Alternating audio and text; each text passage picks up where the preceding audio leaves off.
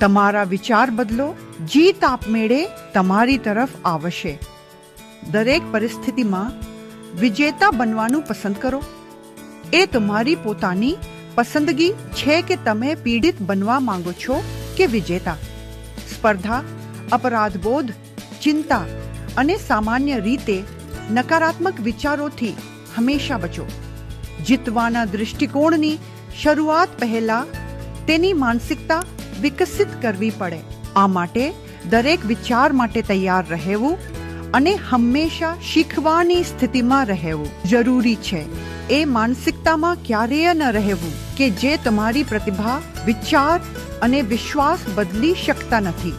હું માયા, મંજુલા પૂજા શ્રોફનો અવતાર. દૈનિક ધી 1 મિનિટનો એવો વિચાર કે જે આપની માનસિક, શારીરિક અને આધ્યાત્મિક ભાવનાઓ વચ્ચે સંતુલન જાળવવામાં મદદ કરે છે. ચાલો આપણે સૌ મળીને સકારાત્મકતા અપનાવી પોતાના જીવનને વિજેતા બનાવીએ. જો આ વાત તમારા દિલને સ્પર્શે છે તો હા લખો.